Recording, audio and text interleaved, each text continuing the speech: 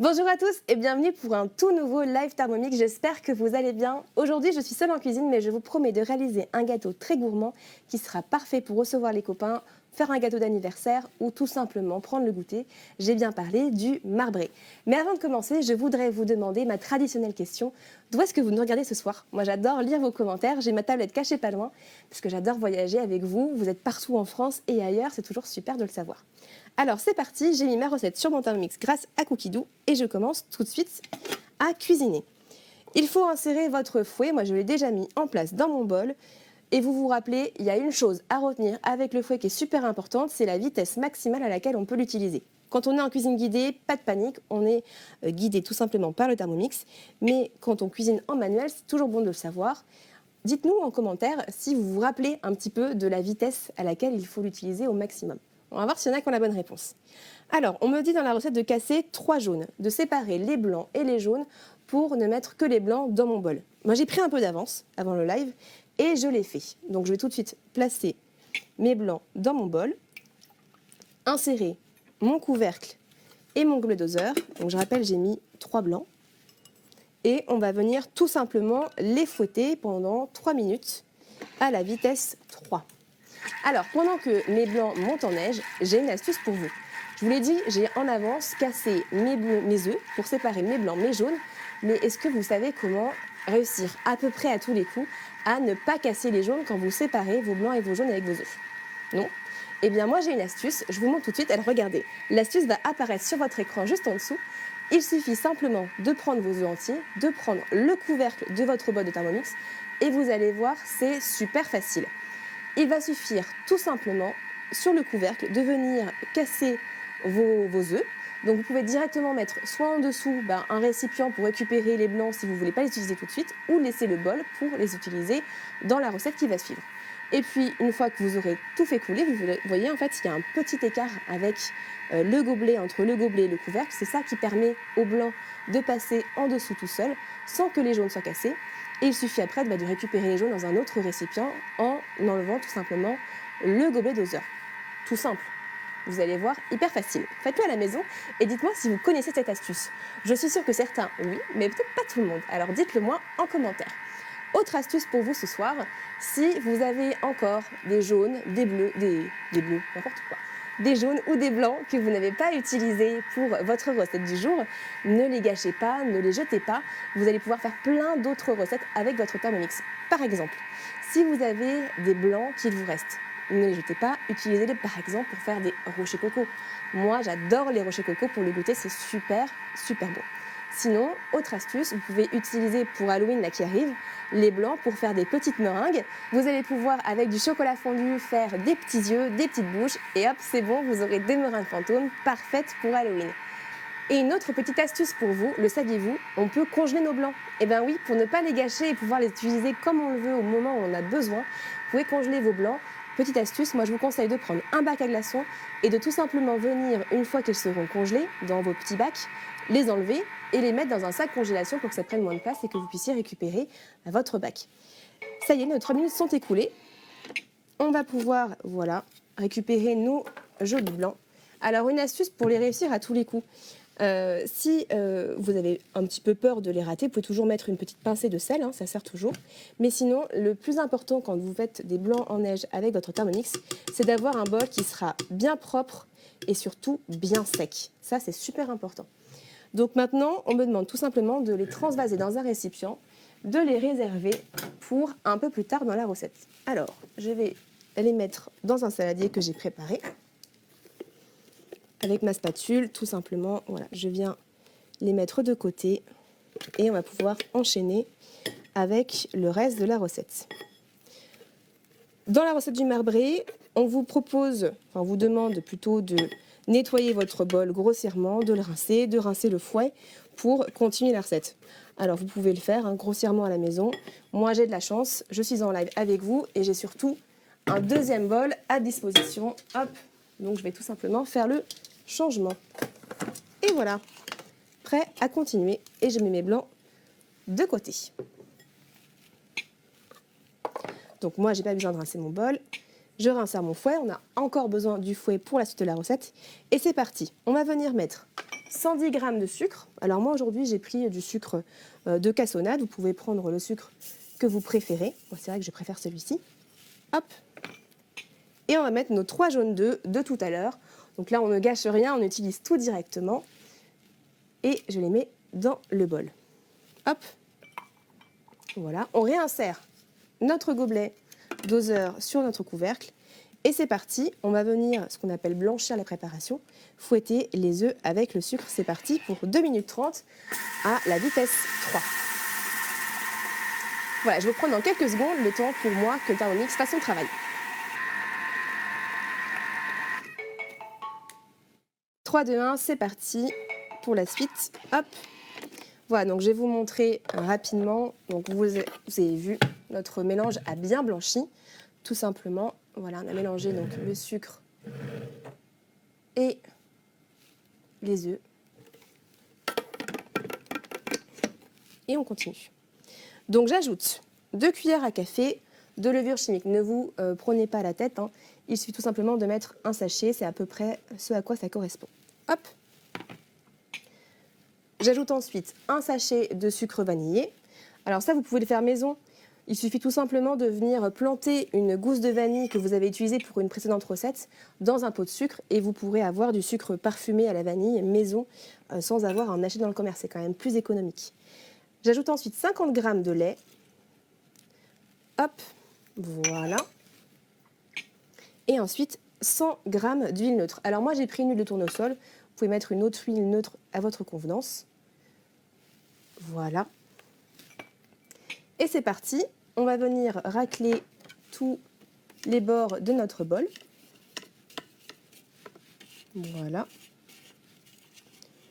Pour être sûr qu'il y ait bien tout. On va rajouter notre farine.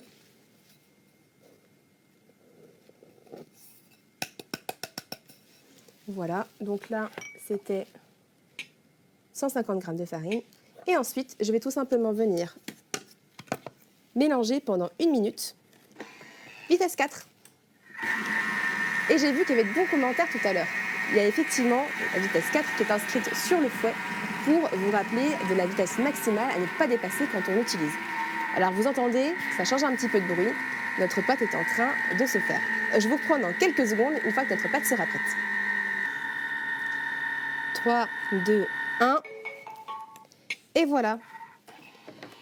Notre base de pâte est prête. Alors je vous montre. Hop, je vais bien aller racler les bords pour tout faire retomber. Je vais pouvoir enlever mon fouet et on va continuer la recette. Il ne nous reste plus qu'une chose à incorporer. Ce que vous vous en souvenez, c'est ce qu'on a fait en premier dans la recette. Je vous le rappelle pour ceux qui nous ont pris en cours de route. On est en train de faire la recette de marbré au chocolat, tout simplement. Une bonne recette de goûter.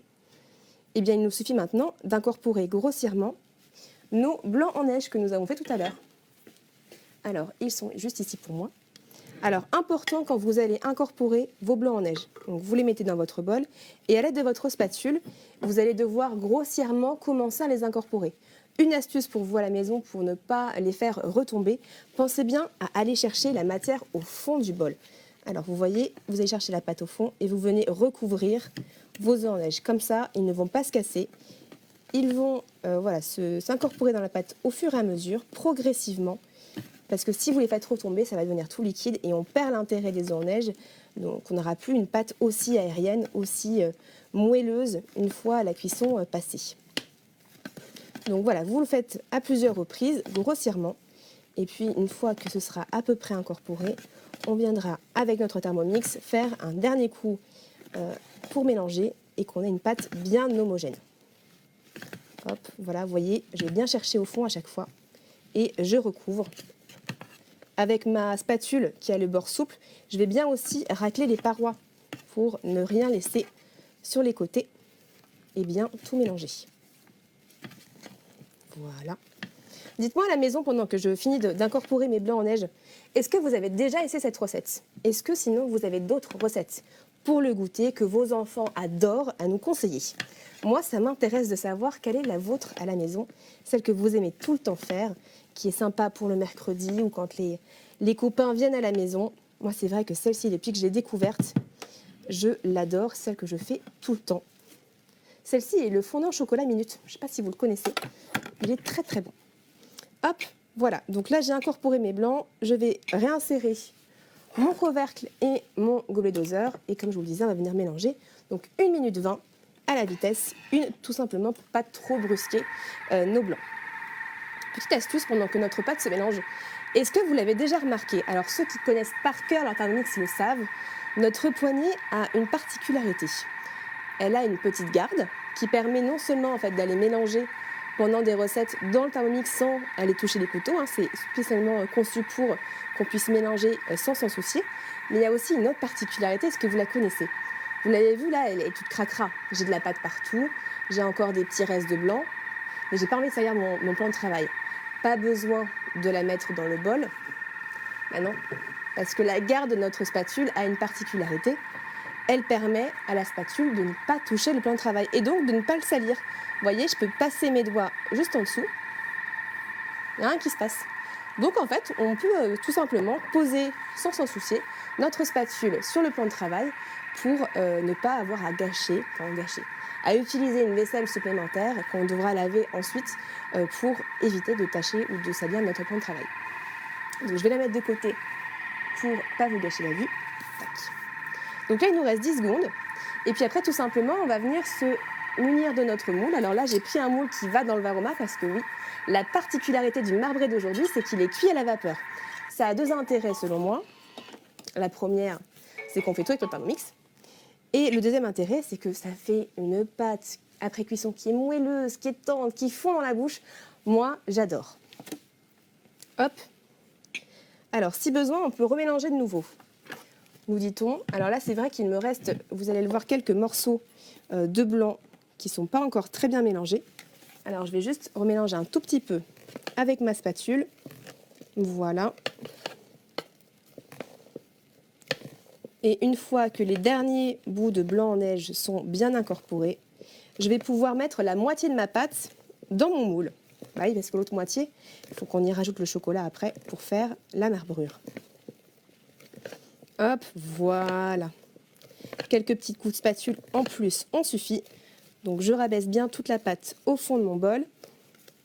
Et je vais en mettre la moitié dans mon moule. Je l'ai au préalablement graissé. Donc vous pouvez utiliser du beurre ou une huile neutre à nouveau, si vous le préférez. Moi, là, c'est vrai que j'ai utilisé du coup une huile neutre comme dans ma recette. Et alors, vous avez vu, j'ai pris mon bol d'une certaine façon.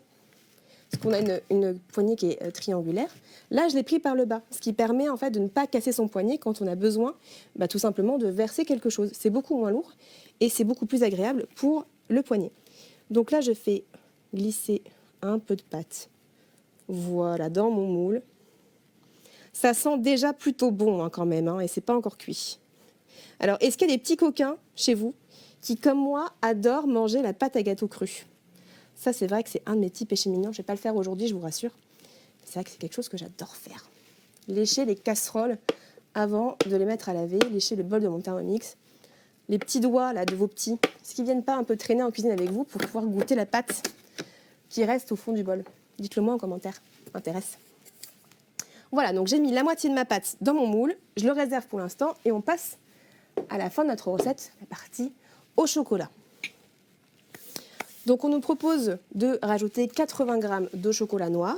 Alors vous pouvez le faire avec autre chose si vous préférez. Si vous aimez plutôt, je ne sais pas moi, le chocolat praliné, le chocolat au lait ou autre chose, vous pouvez le remplacer. Donc moi je suis la recette. Donc je rajoute 80 g de chocolat en morceaux. Alors j'ai déjà prépesé, aujourd'hui vous le voyez, c'est pour gagner du temps avec vous. Mais n'oubliez pas que votre balance du Thermomix, elle pèse au gramme près. Et j'ajoute aussi 20 g de cacao en poudre. Voilà. Et on va venir mélanger. Alors là, je vais arrêter de papoter parce qu'on va venir mélanger très fort pour mixer le chocolat complètement avec notre pâte. Donc 25 secondes et vitesse 10.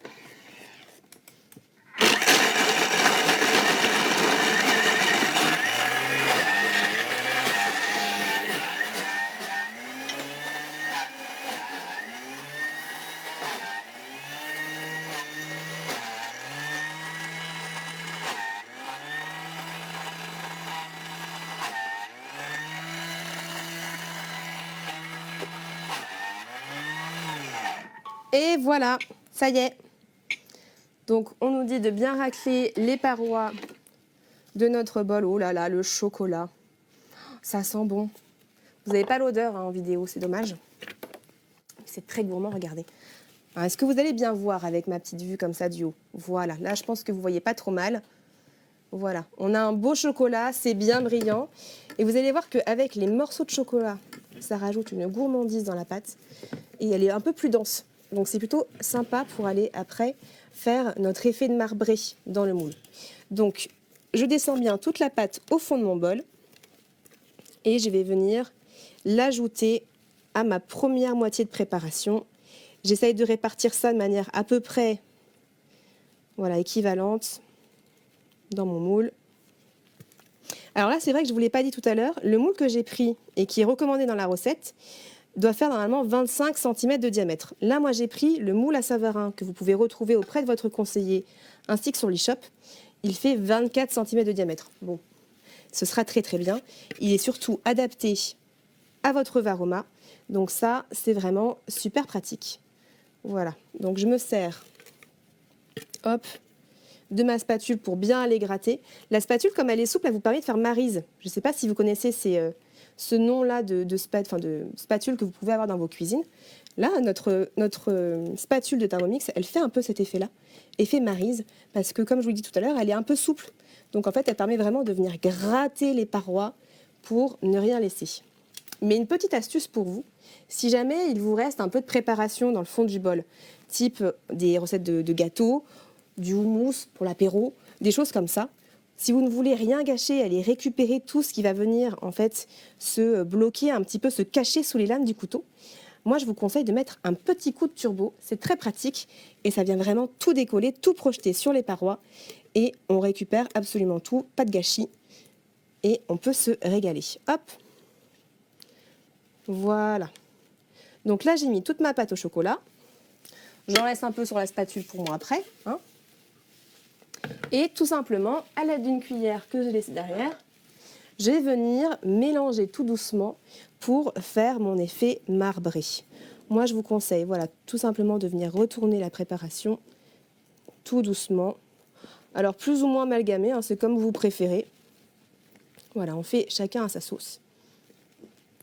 Et après, tout simplement, on va venir cuire ce gâteau pendant 1 heure à la cuisson, à la température varoma.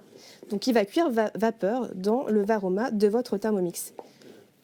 Il suffit tout simplement de réinstaller un bol nettoyé, propre, sur votre Thermomix, d'y mettre 1 litre d'eau. Donc, vous pouvez vous servir des petites mesures pour vous repérer ou tout simplement de votre balance. C'est comme vous préférez.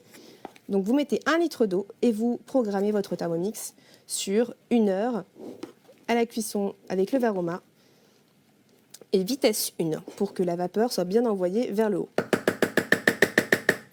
Hop, voilà. Alors je vais reprendre ma petite spatule qui est juste là. Pas question que j'en laisse sur la cuillère, je veux tout manger. Voilà.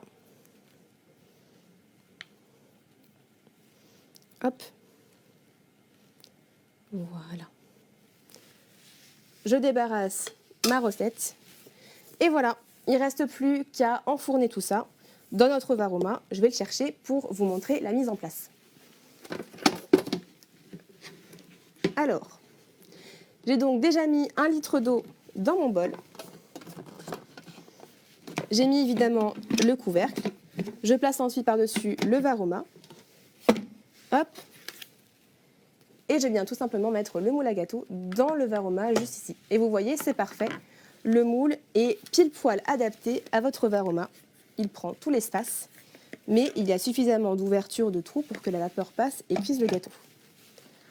Je replace mon varoma et puis c'est parti. Donc je disais 1000 g d'eau, donc 1 litre d'eau. Et c'est parti pour 1 heure à la température varoma et vitesse 1. Bon, pas de panique, on ne va pas attendre 1 heure pour voir le résultat, j'en ai fait un d'avance. Donc je vous propose d'arrêter mon Thermomix pour qu'on puisse bien s'entendre et vous montrer le super résultat. Vous êtes prêts? Attention. Tada! Est-ce qu'il n'est pas beau ce marbré? Est-ce que ça ne vous fait pas trop envie d'aller le goûter, de venir chez nous, à la maison, dans notre cuisine Thermomix pour venir partager un bout de gâteau? Qu'est-ce que vous en pensez? Alors pour ceux qui ont déjà testé la recette, dites-moi ce que vous en pensez. Pour ceux qui ne l'ont pas encore testée, dites-moi si vous allez la faire là, ce soir, demain, ce week-end. Parce que franchement, vous n'avez pas l'odeur. Ça sent très très bon. Et puis surtout, vous allez le voir. Alors, je vais utiliser mes doigts, hein, vous m'excuserez. Mais voilà, c'est super moelleux. Je ne sais pas si vous allez pouvoir le voir. La pâte est super moelleuse et c'est super agréable pour partager un petit goûter. Voilà, il ne me reste plus qu'à vous souhaiter une bonne soirée. J'espère que ça vous aura plu et que vous aurez appris plein de choses sur votre Thermomix avec cette recette. N'hésitez pas à contacter votre conseiller ou votre conseillère pour la refaire chez vous ou essayer d'autres recettes de goûter. Il y a notamment une super collection de nos amis les toqués, donc des conseillers qui sont fans de cuisine et qui vous développent aujourd'hui des recettes, qui vous proposent plein de recettes pour les goûter, des enfants mais aussi des grands gourmands, hein, pourquoi pas. Donc allez la voir. Et puis sinon, on se retrouve très bientôt pour de nouvelles recettes en live avec Thermomix. Ciao, ciao!